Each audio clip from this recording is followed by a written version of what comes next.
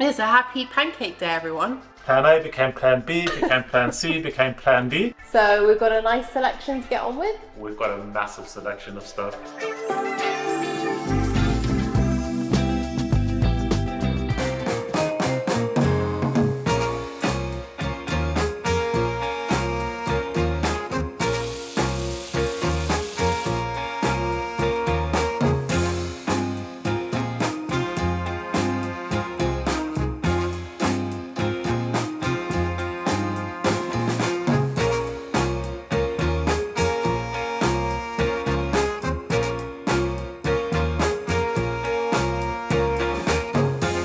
So we're not exactly celebrating Shrove Tuesday for any religious reasons, but quite honestly, it's a fantastic excuse to be able to eat pancakes.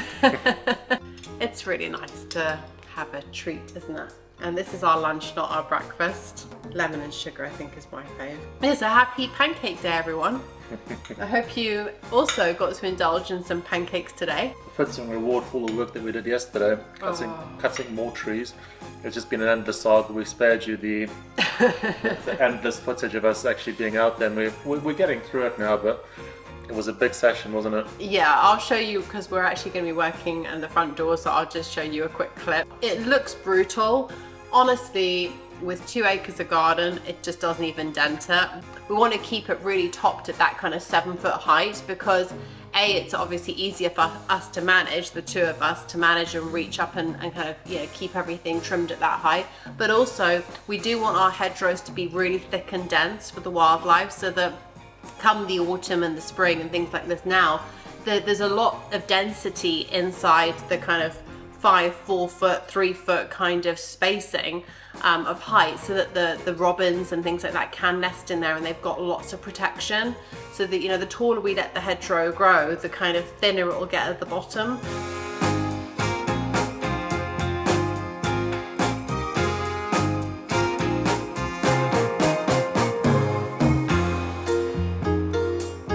So we've got a broken door handle that needs replacing, so we're going to do a bit of DIY today and get that hopefully replaced. We're hoping it's easier than we think it's going to be. I think there might be some cursing, so we'll have to bleep out or put music over because I've got a feeling it's going to be one of those jobs that starts to just get kind of a bit iffy. If the door's a standard length, it'll be plain sailing. If it's not, I think it could be a little bit more challenging task, but yeah, we'll see. You can see where this one was kind of broken or damaged. It's there. That's square. It's supposed to be square, and you can see it's all been dented and bashed up over the years, and because it's not square, it wasn't holding the spindle in place. That couldn't sit straight. That's why the handle kept on slipping all the time. That's really convenient. I just needed to open this hole up a bit more and my drill bits were all too small. This is our trip to the antique fair last year at some stage. Picked this up for £1 and it's coming in super handy because it's allowed me to I just literally need to take a couple of mils off the actual inside and then the handle pops in beautifully. While Miles does that, I'll show you what we did yesterday, how much cutting we had to do. We got all of these off. We've got this huge pile over here, which was just dead and all in the hedgerow. Then this pile here, an absolute ton more shredding to do. We trimmed out all the dead branches from these trees, and then we basically did the hedgerow from the log store, so up there, all the way down this side to about this point where that silver birch is. That pine here, we limbed it up, so we just raised the canopy a bit so that we can actually get under there this summer, because we actually found that a lot of the trees last summer were really difficult to mow underneath and get in. The shredding was quite easy. That's the easy part, honestly. I kind of like the fun part, because actually cutting this all out and dragging it into piles and things is a real workout. It's going to be really wonderful to see the vegetable garden finished with the wood chippings on the paths, because we started last week, as you saw, and it was looking really good. There's a old vintage plane flying above me. If you can hear that. How's it going? That's all done now. Now I just got to mark all the new holes for the new bolts. Great. Pop through that with the drill. Fingers crossed the other one will just slide on, and then we just got to put the covers on. So we could set a new world record for getting a door handle onto a door. Basically, this whole porch area needs to get revarnished and sorted out because the door is all, some parts are worse than others, so it all needs to get revarnished, resanded, everything zhuzhed up and made to look much better. And then behind me here, this whole area, all of these walls just need sorting out. They're an absolute mess. They look pretty awful from a distance. We planted the clematis in there, and the previous owners had just put wire. They had just got wire running across. We thought that the clematis, that would be strong enough to hold the clematis on, but it's really not. And when we were having some work done inside there, because in all of those plants is some of our major pipe work that go into the house, and we're having some work done a few months ago, and unfortunately one of the main stems and branches for the clematis got broken, so the whole thing's just started to die back and it's just not very happy. So we want to just remove all the dead bits of the clematis, but what we want to do is actually now come in and remove the wire, take all of that off, remove the dead clematis, and put some nice wooden trellises up on this side and underneath the window, so it looks a lot neater and tidier. So we need to get that all nicely tidied up, and then a nice sand and varnish on the front door and the porch, so that it all looks pretty and well maintained and loved. So we're definitely at the swearing and cursing stage of the door handle. World record is gone. The world records disappeared very quickly. So what's the problem? What's happened now is I've drilled through to about the middle portion of the actual door, and I've had a metal plate, which is obviously part of the actual closing and opening mechanism. Yeah, it's the latch. Yeah, so basically you can see here, so that's the latch, and you see this metal frame here. That's basically what we're hitting. So we're talking world records. Initially we're going to have the fastest, then that got cancelled, and now we've got the record again for the longest assembly of a door handle. We're not going to tell you how long it's taken. It's involved trips to the hardware store.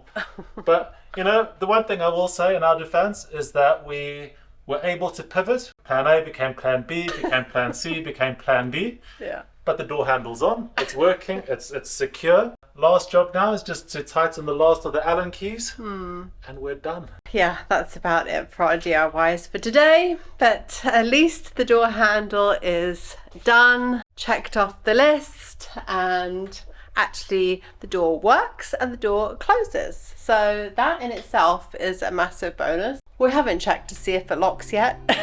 Or we can change the lock, so that would really be tragic if it didn't lock. I swear to God, it's not locking. Huh? I swear to God.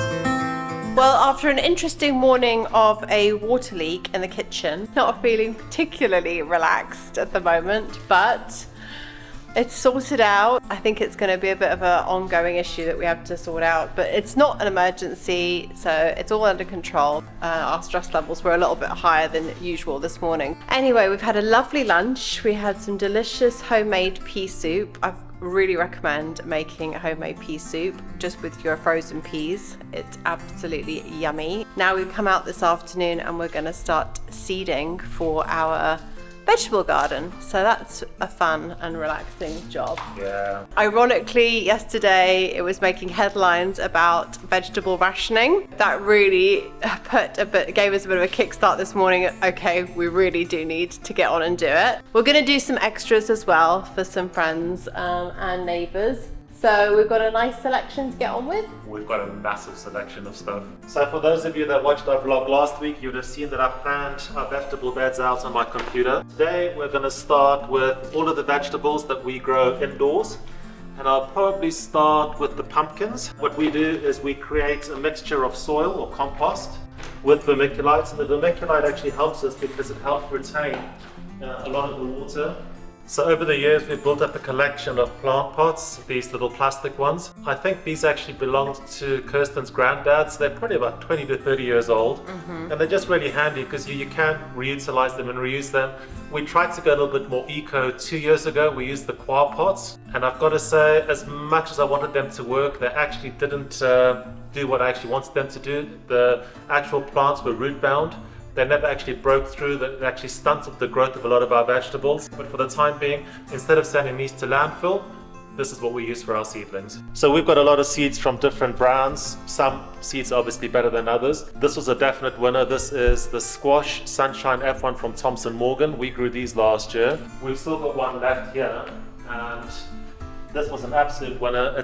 They just make really good sized pumpkins. They're all more or less this size. Perfect for the two of us when we just have dinners. They're absolutely delicious, so that's the ones that we're going to be seeding. This is the Zombie that we also grew from Thomson Morgan. A fantastic looking pumpkin. So fantastic for Halloween decorations. The problem with it is it's got the hardest skin and it's virtually impossible to actually cut through this. So we have actually given this to the wildlife where we've used an axe to actually chop through this. Hard pass on this one. So we have got an alternative. It's the Pot of Gold, I think. So we'll still be growing two varieties of pumpkins, Pot of Gold and Sunshine F1. So I use different sized pots for different vegetables. Pumpkins obviously grow into quite large seedlings, so I try to give them a little bit more space. Things like tomatoes take a little bit longer to get going, things like chard are a little bit slower. So basically I play around with it. The courgette, for example, will be in a bigger pot. So it is just a matter of playing around with the sizes, knowing how big each of the seedlings gets. That's lucky. 3 left. I was intending to grow 3. I thought there might be a few more seeds, but 3 will do.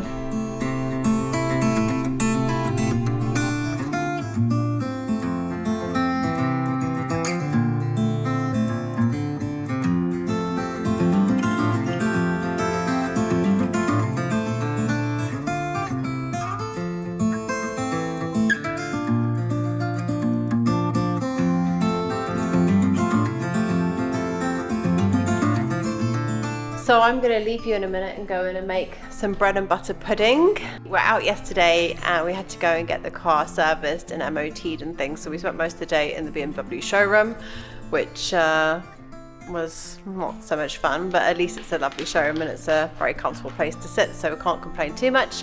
I just feel like you're kind of not being very productive. Anyway, so then on the way home we stopped at a little farm shop and got some eggs and some bits and bobs. So I'm going to make a bread and butter pudding this afternoon because I made one last week and it was absolutely delicious. And then I'll probably leave you and go and do some more shredding. All the branches and twigs that are on the driveway are still there, so I need to crack on and go and do that. So how many different types of veggies do you think we're going to do?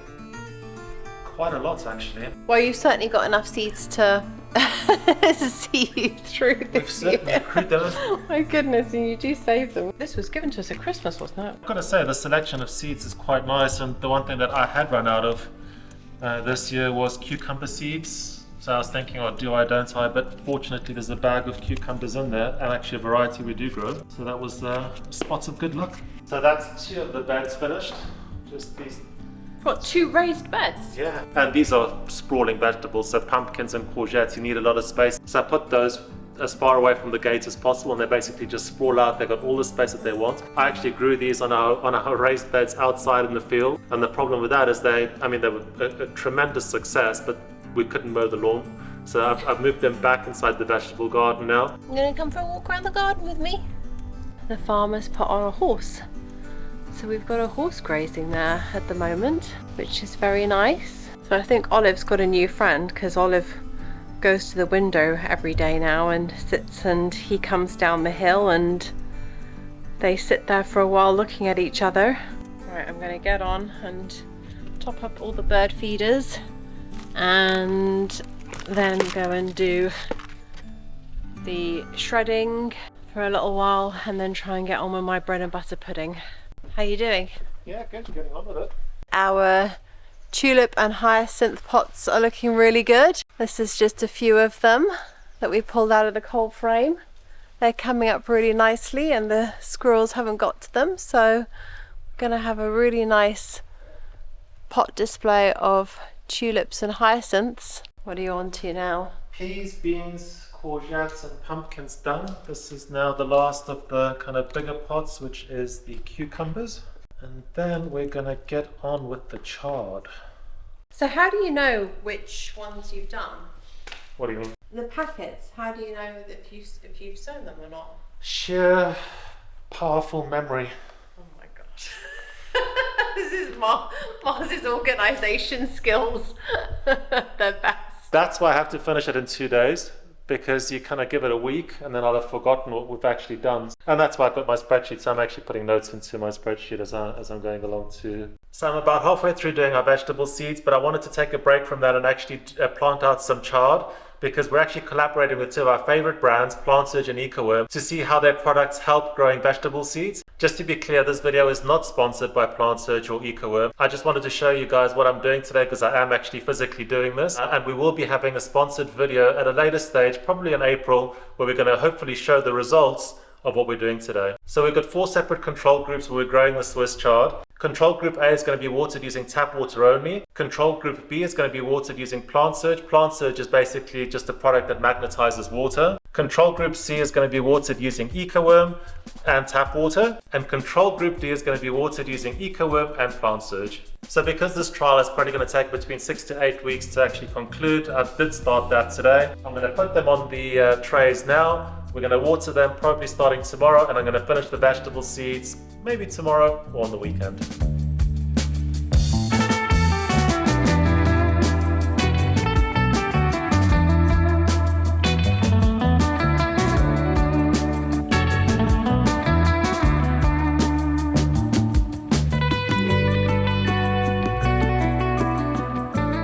Since we moved in, I've kind of wanted to change the tiling at the back of the oven. This backsplash, it's just not really our cup of tea. The tiles are very, very uneven, so there's quite a lot of grouting issues where a lot of like food and dirty stuff gets stuck in there. We're thinking of basically changing this, and as it's quite a small area, we think we basically remove the tiles and then get somebody in to come and do it. And what I really like is a herringbone style tile. So I went onto a couple of websites, don't know anything about the brands, don't know anything about the website, never been on these websites before in my life, so I have no idea what the companies are like, and I just ordered some samples and they're all completely free, no postage, no charge whatsoever. We've got this selection from one company and then another selection from another company. We're kind of staying within the blues because the windows on the outside are all aqua kind of blue, chartwell green or aqua blue, whatever you want to call it. We've got the hallway, which is kind of like a very soft pale aqua colour, which is why I think that this kind of blue doesn't really work with the rest of the house, because we don't have this blue anywhere else. So we're going to have to take this one away because this is too big as a tile. We want the tiles to be smaller, so these are going to be the selection. So we've got a aqua colour, which is called Dwell Turquoise, and this is from the Porcelain Superstore. And then we've got this one, which is Dwell Azul, and then we've got this one, which is Emerald, which is obviously kind of a more natural greeny colour. And these ones were from tilebrand.com, but honestly I don't really like any of them. This is too flat. This is a bit too flat. This is way too kind of bottled green. Nice if you want a bottled green, but not suitable for us. And then this is too big. So unfortunately these ones are out. So I think it's going to be really a selection between these 3. So what do you think? Yeah, they're quite nice. I mean, I actually prefer the darker colour, I think. Yeah, maybe the light is actually too light. I think when you go down that end of the room, and you see the black top with the very light, I think it looks a bit jarring. So we'll put this one away. Yeah. And we'll look at those 2. Yeah, I think maybe this one. Yeah, that's nice, that one. Like a Dwell Azul. Yeah, it's kind of like a peacock blue. Yeah, it's nice. So it might be a project for the summer. Quite a small area though, so it should be a really quick project. And get that looking kind of more in our style and taste. I've still got a couple of seedlings to go today, so I'm probably going to go out and just pot out the rest of those. And then, yeah, the big job's going to be in maybe a fortnight's time, going out and actually cleaning out all the raised beds. Yes, and I'll probably be direct sowing a lot of the lettuce in underneath the cloches there too. So yeah, we do need to clear the vegetable beds because they are still filled with all the kind of old stuff. A bit of a state and all the rabbit holes and everything else. So it's time to sort those out. But the door handle is working. Yeah, amazing. It's locking. It's actually better than, I mean, obviously it's better than the last one because it's actually working and the handle's staying up, but it actually has made the whole door feel better. Yeah. Everything feels so much more secure. So it actually, when it latches, it's not kind of springing back at you. It actually does latch properly. And the mechanism opens and closes the door a lot better than the old one. Much better, it's actually a lot easier to close and a lot easier to open. Yeah, so that was definitely worth the pain and endurance of that DIY experience. I mean, I just couldn't believe it when you said, "Oh, the lock's it'll be fine." Obviously, the lock's going to be fine. And I could not believe it when I went to go turn that lock and it jammed. I was like, "There is no way." Yeah, so, I could. So that was another half hour, but at least, as you said, it's done now and it's looking better and it's actually performing a lot better. So I don't think the weather is looking particularly wonderful this weekend. It's quite breezy, it's very icy and cold, and there is kind of like this fine misty drizzle that keeps coming over. So I'm not sure whether we're going to be getting out or whether it's just going to be a cozy weekend indoors. Maybe we'll put a fire on and sit by the fire with the cats on Sunday and relax. So tell us what you thought on the tiles, if you had a favourite, if it was a nice colour that you liked and you think we should go with. Whether you agree with the blue or not. Yes. And I hope you've had a lovely weekend and relaxed and have a great weekend ahead, and we will see you in next week's vlog. Thanks for watching, guys. Thanks for watching. Thanks for watching, guys.